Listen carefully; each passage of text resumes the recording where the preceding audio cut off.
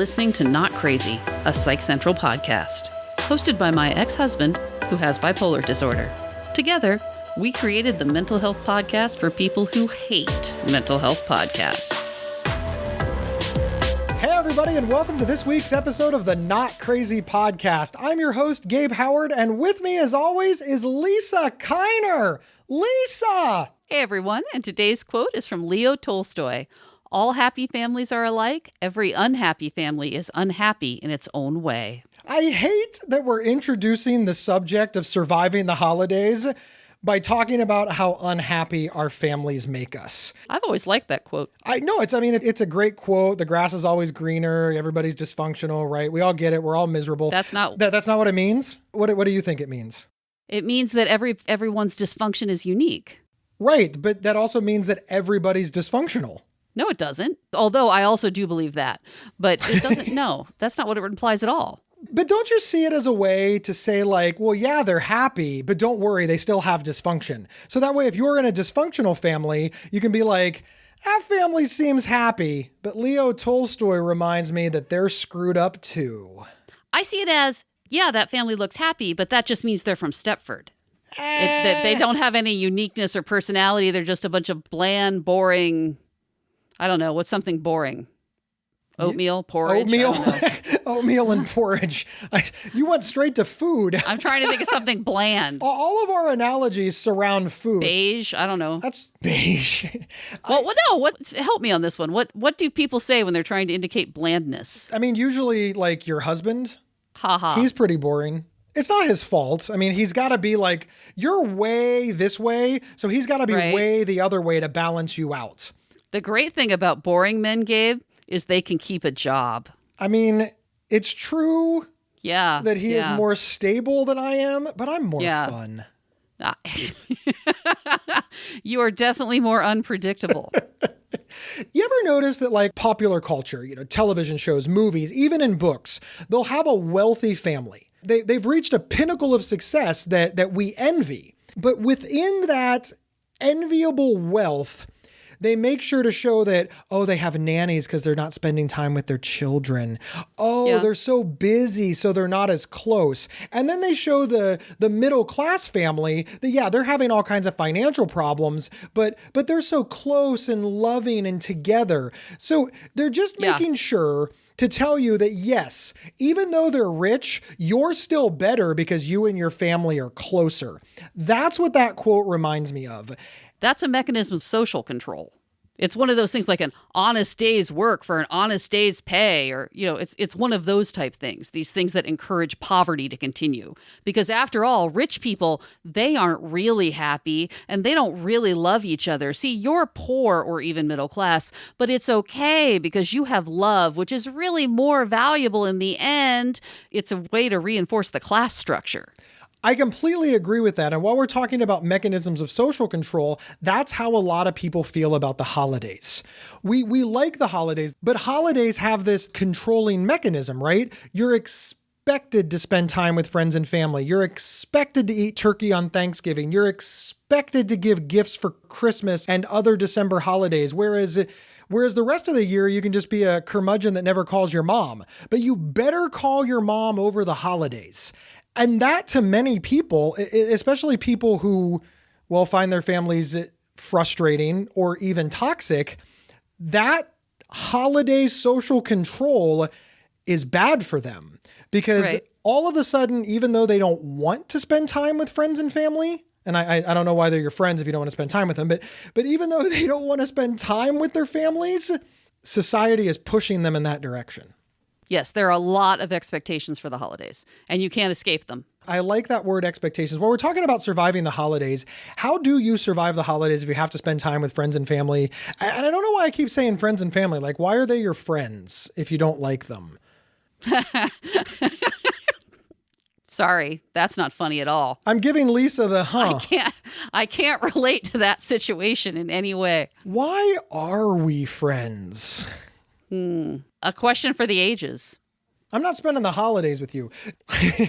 Sincerely, Lisa, if it's March, April, May, June, July, and we consider our families bad for our mental health, we're dodging mom and dad's call like it's a job. Like we're so amazing at just missing that call and making sure that we don't send it to voicemail because, mom and dad have figured out that 2 rings means that you dismiss their call. But if you let it ring all the way through, we're really great at making sure that we call them back when we know that mom and dad are at bowling league, like all these games that we play. But suddenly November and December hits and we're like, well, all right, I'm going to do it. I suppose we could just do an entire podcast on the psychology of why the holidays make us do things that are frankly potentially against our best interest. But let's go in a positive direction and say that this is an opportunity to mend fences. It's an opportunity to maybe build a bridge with mom and dad who we love. Do you love your parents, Lisa? Of course. Nah, is that the of course answer? Like, are you more likely to decline an invitation in June than you are in December? No, you've actually complained about that several times. Yeah, but that was back during our marriage when I stole your youth. How do you feel now that your youth is gone? Obviously, all adult children have difficult relationships with their parents. I love how you say that. No, that is not true. Not all of our listeners do, but not all adults. I think you've been hanging out with a not crazy fan base too much. All adult children have difficult relationships with their parents, but for example, I think mine is less difficult than the average and is less difficult than yours. Are we getting ready to play what I like to call the Family Suffering Olympics? Ooh, Family Suffering Olympics. Ooh. On the one hand, I feel like you're going to win, but I don't know. I got some contenders. It's interesting, though.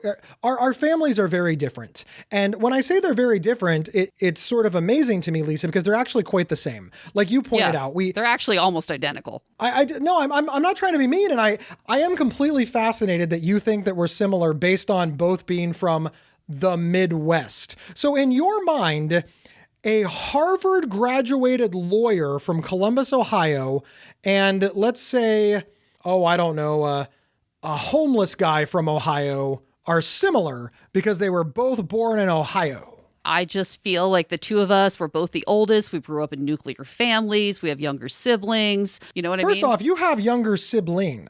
I have younger siblings. So my parents already screwed me harder than your parents screwed you.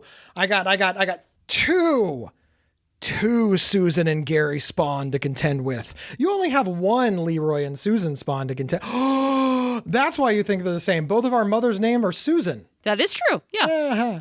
I do think this is fascinating that you think that our families are so similar. And one of the reasons that I sort of reject this outright is because, once again, my family did not believe in higher education nor have higher education. Your family believed in higher education, had higher education, and from the second you were born, started working on you to go to college. Whereas the second I was born, I had a different father because I was adopted. So there's some major differences. My mother, a stay-at-home mom, she was a homemaker and proud of it. I guess that is a difference. Your mother makes snide remarks about homemakers, calling them non-feminists. Okay, no, that's ridiculous. Feminism is about choosing, and you can obviously choose to stay home or not. It does not have any bearing. My mother would never say that. That's ridiculous. Okay, but she thinks it. No, she doesn't. As I was growing up, most of the people around us did have stay-at-home moms, and my mom did not stay at home. She worked. And, she got a lot of crap for that. But no, that doesn't mean no. I never thought of it that way. I looked at it as the crap that she was dishing to stay-at-home moms. But you raised a very good point there, that your mother was unique in that she was one of the few working mothers, and that the stay-at-home moms gave her crap for that. Constantly. It really annoyed her. That had to be difficult for her. Okay, I stand corrected. Both sides have been seen. You are right. The point that I'm making is, look at that. The group that my mother associated with raising me was the group that, frankly, and I'm not trying to be mean to my mom, but my mom doesn't like daycare. My mom doesn't like babysitters. My mom doesn't like kids being raised by anybody but family members. So therefore, sorry, Mom, she looked down her nose at your mom.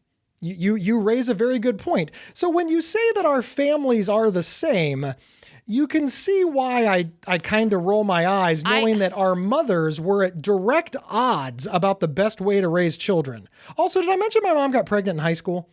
Your mother didn't get pregnant in high school. I guess I was honestly surprised to hear you say that you don't think our families were the same. I feel like our families were pretty much identical. You're pointing all these things out and they make logical sense, but yeah, I'm not feeling it. Has your father once raised his voice at you?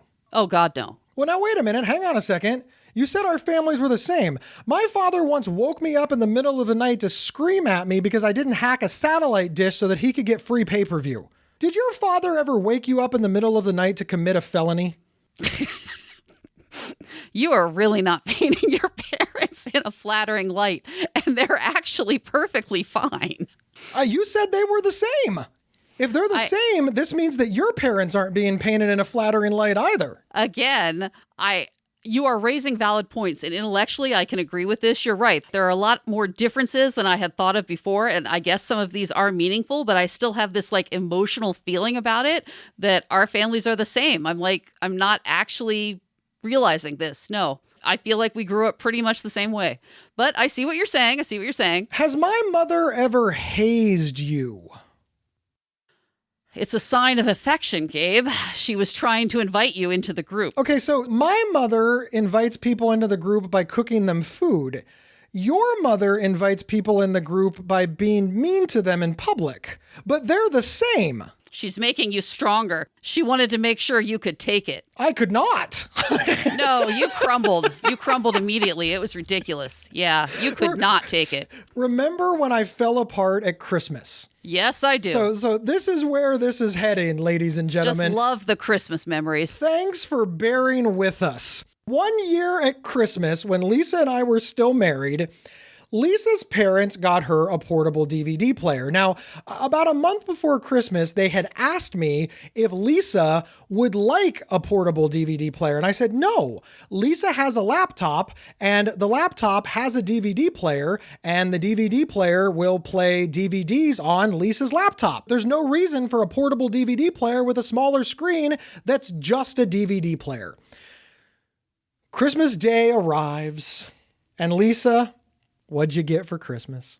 I got a portable DVD player. Lisa got a portable DVD player. Now, they pointed out that this portable DVD player did not have a computer built in. You kind of had to be there, but yeah, there seemed to be a lack of understanding of how the technology worked, yes. So Lisa, ever the good daughter, was like, oh, thank you, Mom and Dad. Kiss, kiss. Another difference between my family and your family, by the way, because I would have chucked it at my mom's head and been like, what the hell? I told you I didn't want this, lady. But again, our families are the same yet different. That's ridiculous. You cannot criticize a gift. Someone gives you a gift, you say thank you. My family does not do that. My family gets mad, picks it apart, and is judgmental as hell. I like this about us. It's my favorite part of Christmas. Your mother gave me that ugly sweatshirt, and I kept it the entire time we were together and made a point of wearing it in front of her because that is what one does with a gift. You horrible, ungrateful person. That is not what my family does. That is what your family does, proving the differences. But anyways, back to the DVD player. Christmas Day wears on, and Susan Kiner. I do want to take a brief break. Lisa's parents are, in fact, wonderful people, and they gave me my best friend in the whole world. So I apologize in advance for what's about to come out of my mouth. Mm-hmm. But Lisa's mom looks at me. Oh, for God's sake. Now, she's this tiny woman. She's not tiny. She's 6 feet tall. But she's thin as a rail. She is very thin, yes. She weighs half as much as your 300-pound, 6'3", young and able-bodied, virile husband. Remember, I was younger and virile back then. Oh, this is so wrong. And she looks at me and says, Gabe, did Lisa like the present? And I said, of course she loved the DVD player. Gabe, did Lisa like the present? And I said, of course she loved the DVD player. Gabe. No, she hated it. I told you she already had one, Sue. I don't know what you want. She has a computer that has the DVD player in with a bigger screen. At this point, Lisa went nuclear. Whatever year it was, if you look at like the radioactive fallout in the world, it went up on Christmas Day. Like what actually happened is I told her mother that she didn't like the present. What Lisa thought happened is that I killed a kitten. It was just like her anger level was off the charts. Because I had specifically told you not to do that. You already understood the gift giving rules. It wasn't that hard. All you had to do was say, yes, what a great gift. Thank you, Susan. I did twice. Thank you. She knew. She could see through my soul. Oh, my God. Okay, and that's what he kept saying. I said, what is wrong with you? Why could you not just say, yes, thank you for the gift? And he says, oh, my God, I couldn't do it. I couldn't do it. Your mother was looking at me. She was looking at me. A middle-aged nurse was looking at you, and you lost your shit. Really? Your mother, though, now come on.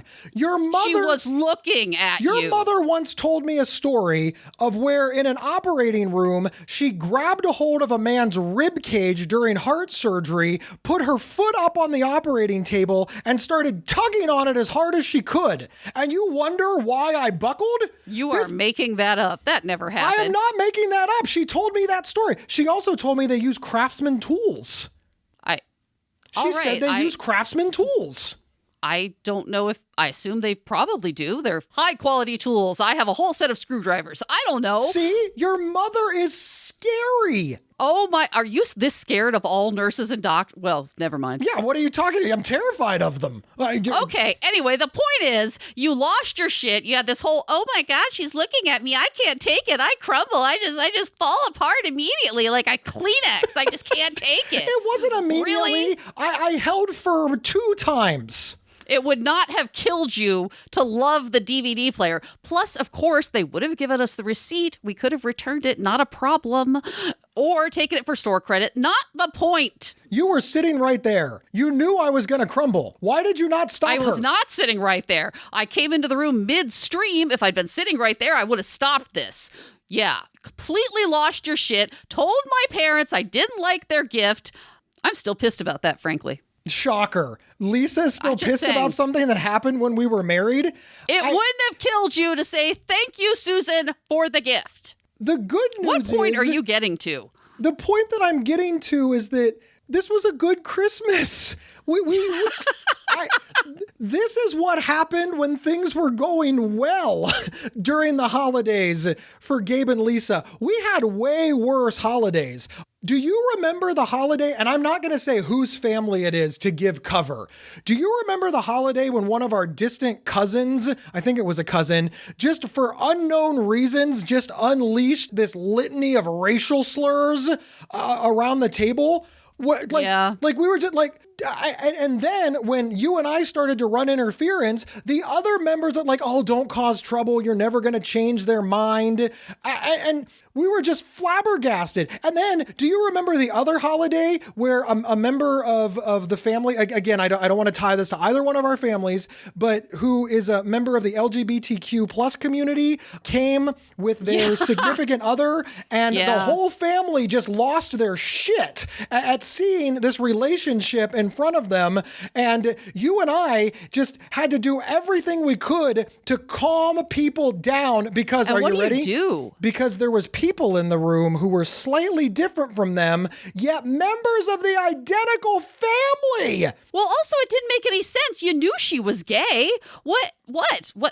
That made no sense. I got nothing. I can tell you that I do believe good things came out of these hard discussions and these moves from our comfort zones. And Lisa, we were upset about both of those things for a long time. And we took pot shots at each other's families, which was clearly the wrong way to handle it for a long time. And then we started playing the Holiday Family Suffering Olympics. There were also some other high points. I mean, you've always got that drug addict shooting up in the driveway. There was that. That was a fun year. I feel confident in saying that was one of the ones that happened to both our families. I think maybe it drew us together. These are hard things. These are hard things to have happen in your family. And they're hard things to watch, and they're hard things to know how to navigate. And this is where our families are a lot alike, Lisa. You're right. The way that both of our families tried to handle these things was just to push it under the rug. complain silently to each other behind people's backs, pretend that everything was okay in person. We never really got a lot of resolution on some of this stuff. We got resolution years later. We did not get resolution on the day. And in fact, whenever you and I would speak up, we would get the don't ruin the holidays. Don't ruin Thanksgiving. Don't ruin Christmas. Don't ruin the visit. You're making everybody uncomfortable. And let's not even. And this elephant was in the room making everybody uncomfortable, but yet discussing it and coming to some sort of resolution, you became the bad guy. Now, I don't know how our listeners are, but Lisa and I, we have just a history of not keeping our mouth shut. So we pushed back hard on this, which did in fact make the holidays more uncomfortable. But that's why it's so annoying. It's always amazing the hypocrisy of the person who brings up the horrible, terrible thing isn't the bad one. The person who starts using the racial slurs is not the bad one. It's the person who objects to it. Yeah, you're the problem. Lisa, this is a very serious question I'm about to ask you, and I want you to take a beat before you answer. Don't answer with what you think is going to make you sound best. Don't answer with what makes you think is going to make me happy. Like, be honest. Uh-oh. Do you think that we could have handled this better? Our tact back then was just to push forward screaming and point out how awful these people were. There wasn't actual screaming. There was for me. The wrath of Gabe? Come on. Well, I am well known in my family for being a screamer. Well, that my family doesn't do that. Oh, but I thought our families were the same. Okay. All right. You're making many fine points. Yes. One of the reasons that I keep going back on this, just to take it a little aside before we get back to the question, is because I think people do this. I think people decide that all families are the same way too easily. You've decided that because we're the same age, because we're best friends, because our parents are married to each other, and because we both grew up in Ohio, that we must be the same. Do you see how dangerous that comparison is? Well, you've just determined that my parents are the same as your parents. That is utter nonsense. We're all in it together? Yeah, of course. But you realize that you can recognize differences without being disrespectful. You've decided that in order to like people or to get along or to find common ground, we must also have agreement. We must be the same. I think that's way oversimplifying what I'm saying here. You are pretty stuck on the idea that our upbringing was identical. I don't think it's an oversimplification at all. The minute that I pointed out that my family was blue collar and your family was white collar, that for most people would have been enough to do it. That and that alone. The minute I brought up that I'm adopted and you're not, that would have been enough to do it for most people. I mean, just on and on and on. We had the same toys? No, we didn't. We had the same cartoons? No, you didn't even have cable. Well, I had Beavis and Butthead and you had reruns of the Brady Bunch on a station that had a clown. A clown? You call him a clown? Superhost was not a clown. What was he? He had white makeup and a red nose. He was himself. He cannot be explained. Anyway, anyone from Northern Ohio knows what I'm talking about. Next. But we're exactly the same. I grew up in the big city, you grew up in rural Ohio, and yet you still maintain that we're the same. You're making a good point. How many more differences do I have to point out? Yeah, the TV thing. Sometimes I'm at a bit of a loss on pop culture because I didn't have some of that stuff growing up. It's really amazing to me that you did not have Beavis and Butthead, but you did have Daria. Oh, I had Daria when I got to college. Oh, that's right. You went to college and I didn't. The similarities just keep mounting. I'm sure it's different now because people have the internet, but back then, if you had not had cable TV and MTV, and then you suddenly got it when you were 17 for the first time, it was amazing.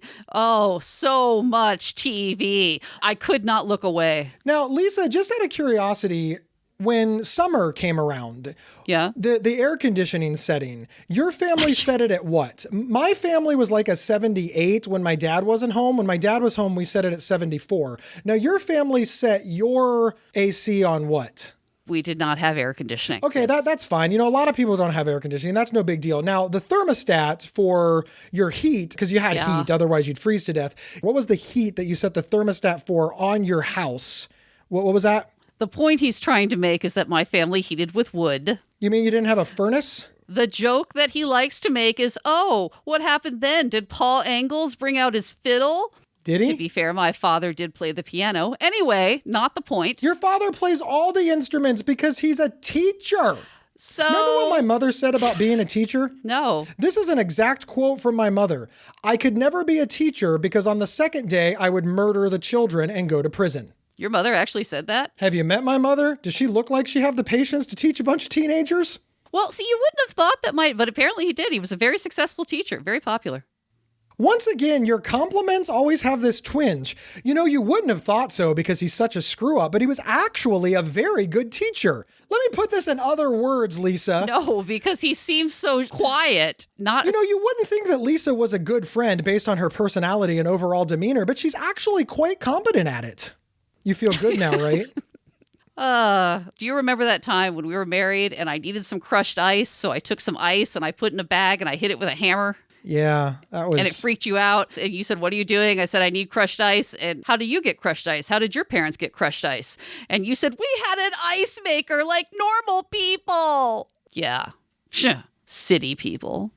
Really? We're city people and that makes you different in some way? Huh. Again, I'm still not getting it. You're distracting me. We'll be back in 1 minute after we hear from our sponsors. Interested in learning about psychology and mental health from experts in the field? Give a listen to the Psych Central Podcast, hosted by Gabe Howard.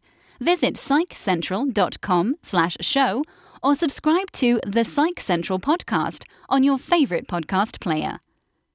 This episode is sponsored by BetterHelp.com. Secure, convenient, and affordable online counseling. All counselors are licensed, accredited professionals. Anything you share is confidential. Schedule secure video or phone sessions, plus chat and text with your therapist whenever you feel it's needed. A month of online therapy often costs less than a single traditional face-to-face session. Go to BetterHelp.com/Psych Central and experience 7 days of free therapy to see if online counseling is right for you. BetterHelp.com/Psych Central. And we're back discussing families and holidays. Back to the question of how should you handle the difficult holiday thing with your family? And your question was, could we have handled this better? And yes, we could have handled it better by doing the thing that your family now does, which is brilliant. And I'm trying to introduce to my own family, which is... We don't discuss religion or politics. Oh, it's more than that. We just avoid basically all of the topics that we can't agree on. But everybody does that. You've got it at a whole nother level. We have worked very hard as a family to figure out all the things that we disagree about and put them off the table and focus on all the things that we do agree about, which there are so many. This was probably the biggest thing that my family did, and it was not easy. And we absolutely fall back into old routines, and I'm not saying that we're perfect, but we work very hard that when a disagreement comes up, we just shelf it. We're just like, we'll talk about that later.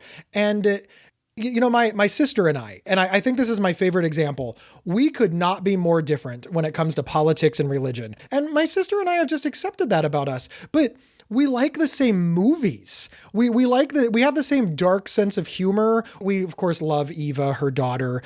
We love to joke and we love to explore. And I love my baby sister. I just love her so much. And I get a little choked up to think that I could let something like politics or religion come between the relationship that I have with my sister. My family, we've worked very, very hard to find the things that we agree about, which is largely Emmett Otter's Jug Band Christmas at the holidays. Which I've never actually seen. And we just amplify that. We love the food. We love the cookies. We love the decorations. We love my mom going over the top. And we love the same movies, and we love popcorn. We love making fun of my sister for putting salt on popcorn. It's basically salt with corn on it rather than corn with salt on it. Debbie, you should get help. Maybe she has some sort of vitamin deficiency. We work very hard to expose those things and amplify them.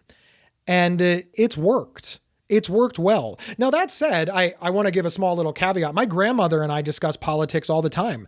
My sister and I discuss other things that we disagree about one-on-one all the time. Just, do you need to do this on the holidays? Like, really? Like, your whole family's together for the holidays and you can't find one thing that you all agree on to discuss? You have to gravitate right to the stuff that you disagree about? Like, what's wrong with our families? Lisa, what's wrong with your family? Obviously, everybody tries to avoid politics, religion, etc. And I don't really know how to explain it, but your family has taken this to another level. It's amazing. You just cut it off at the pass completely. There's not the whole, let's agree to disagree. No, you don't even go there. It's stopped long before. It's awesome. Like I said, I'm trying to figure out your system so I can get that going in my own household here. One of the things that's really nice is we've seen the benefits, right? There are little things that we do. We don't leave the news on. So many people turn the news on in their house. I joke, it's just an old person thing. When the family gets together, news goes off. We don't even risk it. We don't want to be sitting there and have some, politician come on and make people start making comments about it. I think your mom even takes away the paper, doesn't she? Oh, we just get rid of all of it. And we all work together. If anybody brings up politics or something like this, it gets shut down. We work together as a group to make sure that this doesn't happen. But I really think the magic in our system is we saw the benefits. We used to fight about politics. We used to fight about religion. We used to fight about, frankly, we used to fight about everything. It was just our way. Now, rather than poking each other for being different in some way, we now really try to bring up the stuff we have in common. My dad loves to hear about the podcast. He loves to hear about my speaking career. He loves to hear about how I'm utilizing the internet and social media to reach people. That's very fascinating to him. My dad and I also like technology. We love technology and we gravitate toward those things. But then something like magical happens and stuff that we don't like, but we notice that the other person likes, it becomes fun to hear about. We've joked before at my father's love for ice road truckers. I don't get it. He really loves ice road truckers. But I have to say, and I'm being very genuine here, if I had a choice between listening to my father describe an episode of Ice Road Truckers scene by scene or arguing with him about some political point that we don't agree on, or a social justice issue that we don't agree on, or religion that we don't agree on, I'd rather hear about Ice Road Truckers. It gives him so much joy. It's fun to watch how much he likes this, even though I don't get it for nothing. Is that show even still on? I have no idea. How many times has he seen each episode? What, did you buy him the box DVD set or something? I mean, what is going on there? I have no earthly idea. But the holidays can be hard to manage because we get so many personalities together and we have such high expectations about it. But I think maybe the magic of my family is that we just gave up expectations. We're just like, whatever happens is going to happen. And slowly and accidentally almost, the high-end things started rising to the top. My mother never knew how much we loved Christmas until several years ago. She didn't know that we got a kick out of it. She did it because she loved it. And then everybody would come over and fight about stuff. Well, when everybody's coming over to, pick on each other, disagree, point out their shortcomings, nobody is actually acknowledging the things that we like about the holidays. Well, since we're no longer fighting, we had to fill space. Suddenly it's stories about Christmas is past, Thanksgiving's past. And Gabe's mother does Christmas hardcore. Oh, you've never seen anybody. There is not anything in their house that's not decorated for Christmas. It's amazing. It's incredible. She even has the little toilet paper cozies that look like a candle and it's red and green with the holly berries. It's amazing. She wraps the pictures and the doors to look like presents. She does. Multiple Christmas trees. I mean, I like Christmas, etc., but every surface. Yeah, she really goes all in and apparently has done since you were a kid. Oh, ever since we were kids. And we just completely took it for granted and never told her. Never told her. Because we just thought she knew, right? And then when we get together, we'd fight. And she prepares for Christmas year round. Oh, yeah. It's amazing. And I want to tone down the word fight. I don't want people to get this idea that my family and I screamed at each other and threw stuff or, got to fisticuffs. Oh, no, there's obviously never any violence or throwing, but there is a lot of screaming. Yeah, there's a lot of yelling and there's a lot of debating and there are hurt feelings, even if they're just subtle hurt feelings. And people get up and leave the room and then we're not together anymore. Once we just started focusing on the other stuff, it really did start rising to the top. And I'd love to tell you how we did it, but it really just started with us just setting ground rules. No religion, no politics, and frankly, we all work together to change the subject when we come to something that we disagree on. I think that's what does it, that you're all working together to enforce the rules, as it were. It was very important to us at one point to get over this because, well, frankly, people were just stopping to come. And I didn't want to come. I felt that I was always fighting with my family. And I was. I want to be clear, I was. And a lot of these arguments were started by me. Like, I want to take responsibility here for some of the unrest at Christmas. I have to take responsibility for starting a good many of these disagreements. But the point is while we were disagreeing, we weren't agreeing. So even though we liked my mom's decorations, we liked my mom's food, we liked our holiday traditions, we liked Emmett Otter's Jug Band Christmas, we liked Fraggle Rock, we liked all the Christmas specials. Her pies are amazing. Her pies are amazing. Nobody spent any time on this because we're arguing about what? The president? A local politician? I mean, really? I don't want to give the idea that my family and I don't openly discuss things like politics, religion, or things in the news, because we do, but not necessarily at Christmas. Yeah, why is it got to be on Christmas? And, sometimes it's just better one-on-one. I love talking politics with my grandma. Now, part of the reason is because my grandma and I agree a lot. Not going to lie. But when we disagree, nobody yells. And we're not doing it at Christmas. We need to get to a system like that. Maybe the entire family doesn't have to be in on the discussion that you and your uncle are having about which politician is better. Maybe this is an opportunity for you and your uncle to agree to have coffee after the fact. For me, this is only for me, Lisa, I started to realize that I didn't really have a good reason to push this. I think I just wanted to fight because I was uncomfortable, and the fighting filled the void. I don't think that's necessarily fair, though. When someone says something incendiary, why shouldn't you respond? They got to say it. Why shouldn't you get to respond? Not to mention there's a whole silence implies consent thing going on. So the secret really is to not have that initial volley, to have it not be brought up in the first place, because then you don't have to make this decision about, oh God, do I just let him keep going? What do I do? That is the secret.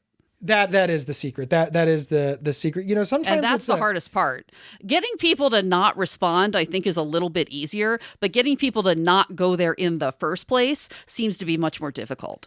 It's kind of fascinating to watch my family work when somebody says something.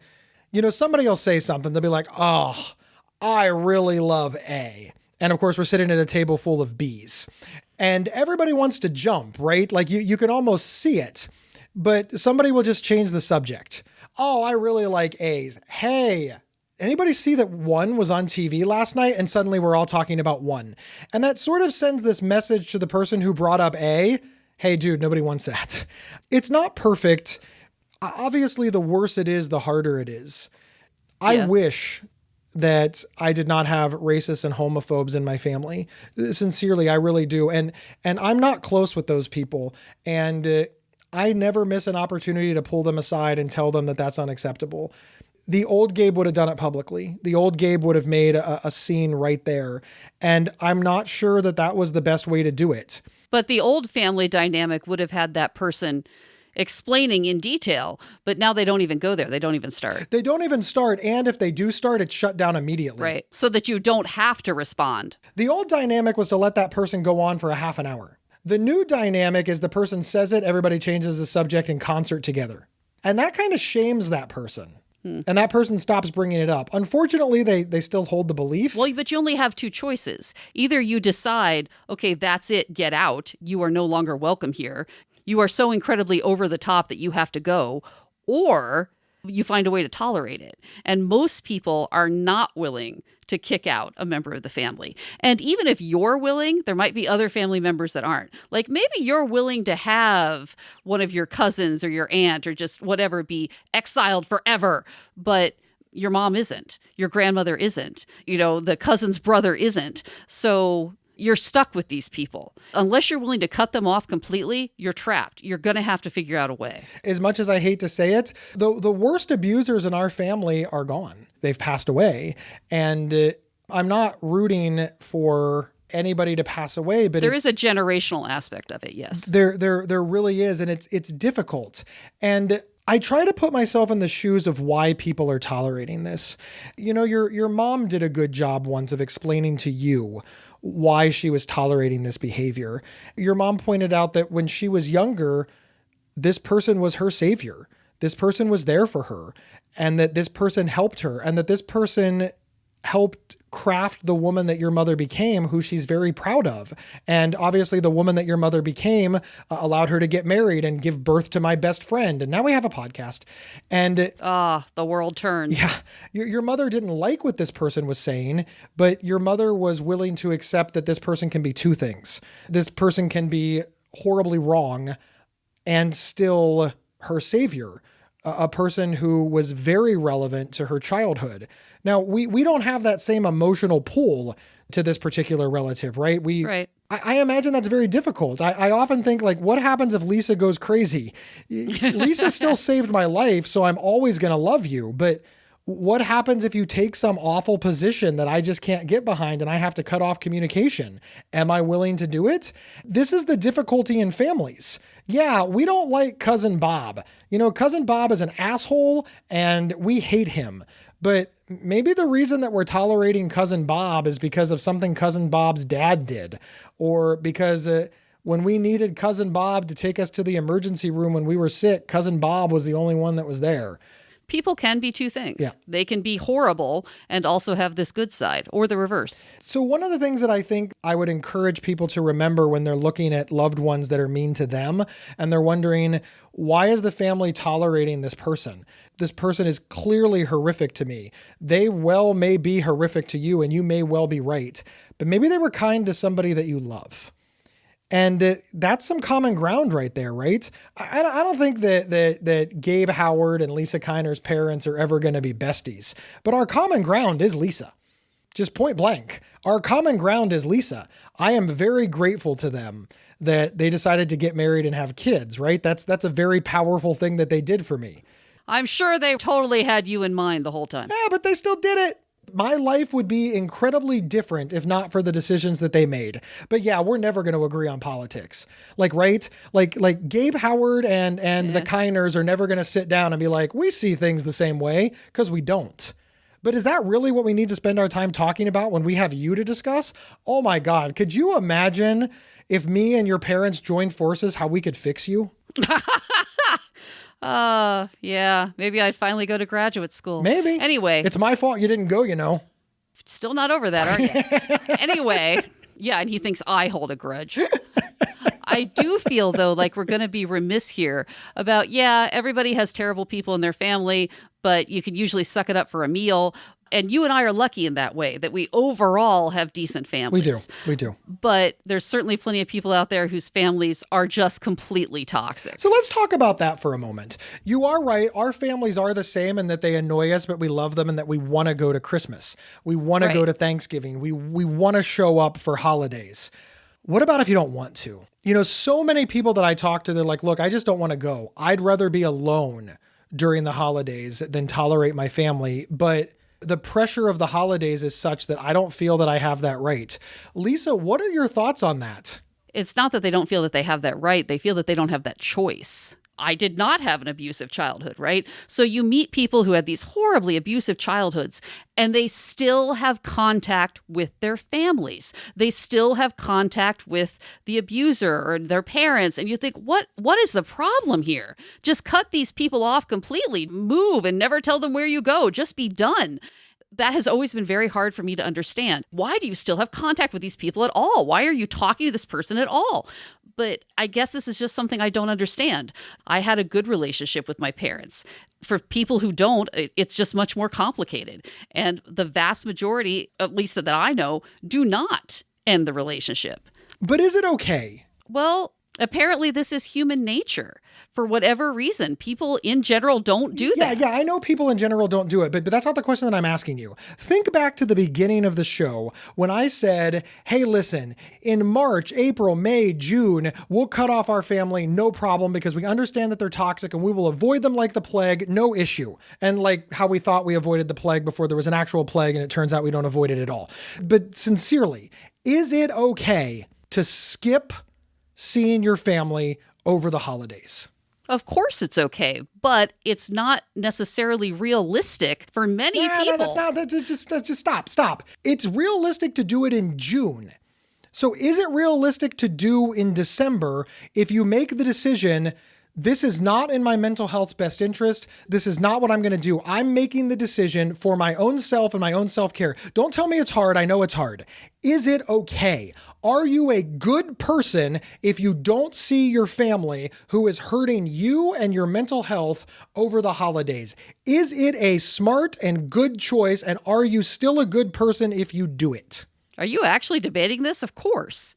You're not actually debating this question, are you? I think many people are debating this question. Well, that's dumb. I think that there are people sitting there right now that believe that in order to be a good, ethical, and moral person, they are obligated morally and ethically to see their family on the holidays. What say you to that? No, absolutely not. You have absolutely no obligation to people who are harming you to do anything for them. Even if they're your parents? Especially if they're your parents. Although I do feel that parents have this unending obligation to their children, even with their adult children. No, you didn't choose your parents. You have no obligation to these people. You can cut them off in a heartbeat if they're not doing right by you. Go ahead. But again, you're asking me if this is morally right or if this is morally acceptable. Of course it is. I don't think there's any debate on this. But I don't think it matters. It's not necessarily practical. I think that it matters very much because I think there are people that know that there are certain family members that they can't see because of longstanding abuse, because of trauma, but they feel that in order to be a good person, they have to see them. And you and I are lucky. Well, Lisa, our vantage point is of parents who are overbearing or who we disagree with or who we fight with or who frankly just made us feel bad. But our vantage point isn't abuse.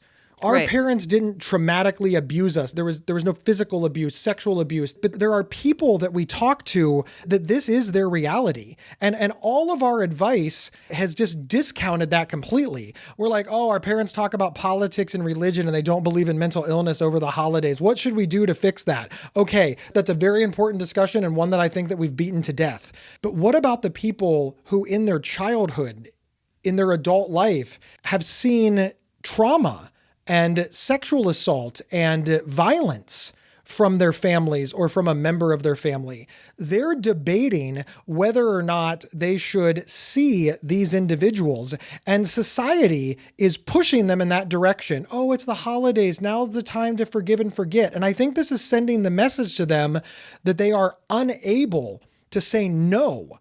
And they feel that they must spend the holiday with their abuser. And I'm very specifically using abuser, not, family member that you fight with, but abuser. And that message gets so muddied because even we do it. Oh, call your mom. It's the holidays. But we never bothered to ask why they don't want to call their mom. Talk directly to those people for a moment because they don't feel like they have a choice because well-intentioned people like us are telling them, oh, just go and agree not to talk about it. But this is a whole other level. Yes, exactly. It is a whole other level. And this advice is not remotely applicable to that level. Many of these folks do not cut off contact with their families. I think this is just a blind spot that I have. I don't get it. It does not seem like a difficult choice to me. It does not seem like that would be that hard to do, but apparently it is. And I just simply do not understand this. So when you start talking about, oh, is this the moral choice? Really? I don't feel like this is even remotely a debate. I don't feel like this is something you would need to give a second's thought to. The answer is obvious. But again, apparently that's because I'm just missing the whole picture here. Do you think it's fair to say that the majority of the advice that's floating around in the podcast world and the blogging world and the well-intentioned friends and family, they don't understand what happened? And most people aren't asking. They just assume that you're fighting with your mom because you wanted to have short hair and your mom was hoping that you'd have long hair and now you're ruining Christmas over it. Do you think that people just have this blatant misunderstanding that there's a level of trauma and abuse that is absolutely unforgivable and the moral choice is to cut those people off? Well, I don't think you should frame it in the question of morality. Okay. It is perfectly moral to cut these people off, and it's perfectly moral to not. It's up to you. The point is that you get to decide. There is just so much social pressure to pick one choice, and that is the choice most people pick. I don't get it. Once again, I feel this is a very straightforward question. It does not require debate. But yeah, if you are an outlier, for example, you had a horribly abusive childhood, which most people do not, almost no advice is for you. All advice is general. All advice, all blogs, all Christmas specials, all sitcoms are designed around this theoretical average. And if you're not within a few standard deviations of that average, yeah, it just isn't applicable to you. You're going to have to just chart your own way. Lisa, I think that is incredible advice. And I think it's advice that these shows are almost always lacking, as the beginning of our show was. Hey, here's how to get along with your family and let bygones be bygones.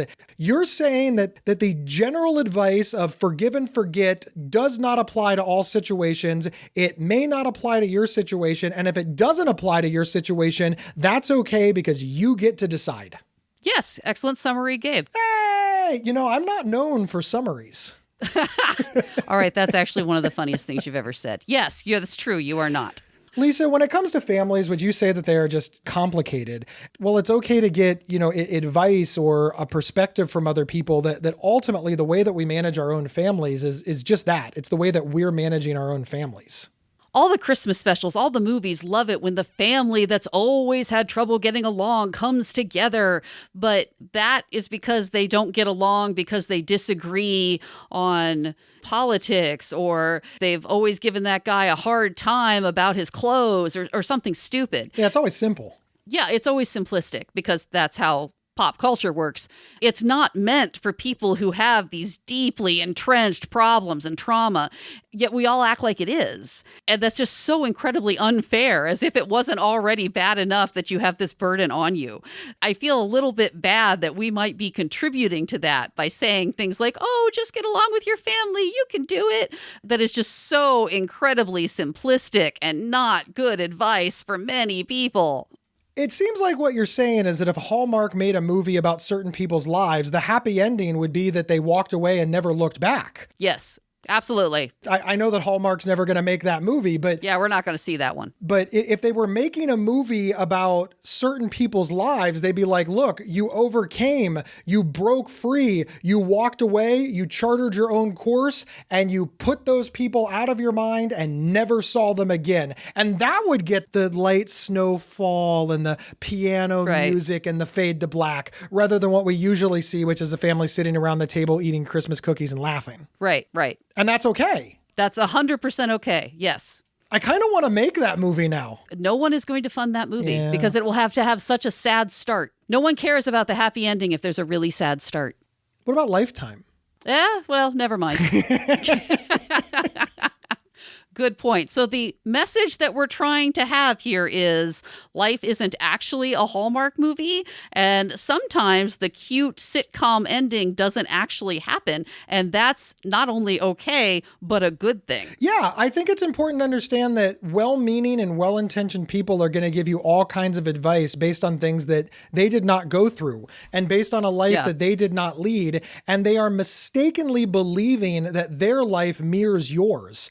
And in reality, it is quite possible that the things that you went through with your family are frankly just unforgivable and that you don't want them and that it's okay. It's also quite possible that what you went through does mirror that advice and it does mirror Gabe and Lisa. And the DVD player is not a reason to cut off your family. It's up to you. I guess what I'm really saying, Lisa, is that not enough of these podcasts and articles and YouTube videos actually say this phrase. If you want to forgive your family, here are some ways to do so.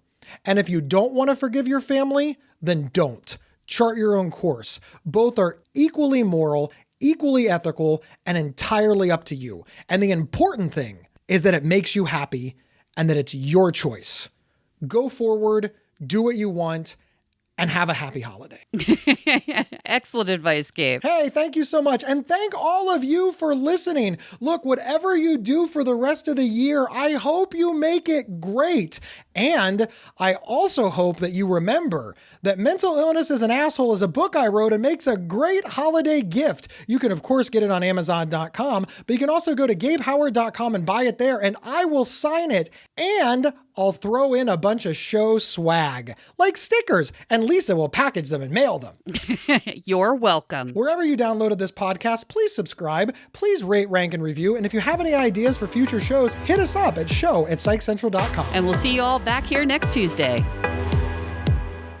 You've been listening to the Not Crazy podcast from Psych Central. For free mental health resources and online support groups, visit psychcentral.com. Not Crazy's official website is psychcentral.com/notcrazy. To work with Gabe, go to GabeHoward.com. Want to see Gabe and me in person? Not Crazy travels well. Have us record an episode live at your next event. Email show@psychcentral.com for details.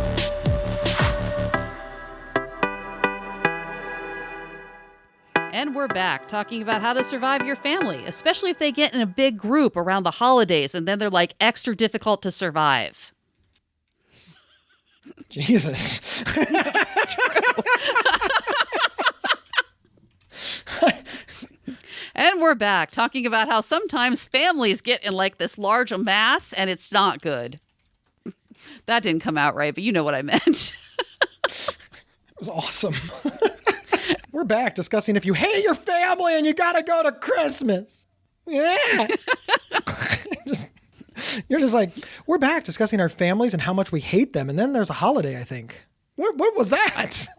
Sorry, I'm losing it. We're back discussing the holidays and how much we hate our families. The sad thing is I actually don't, strangely, out of everyone we know, I probably have like one of the best relationships with my family. You know what I mean? What? You may have Stockholm syndrome. just so you know.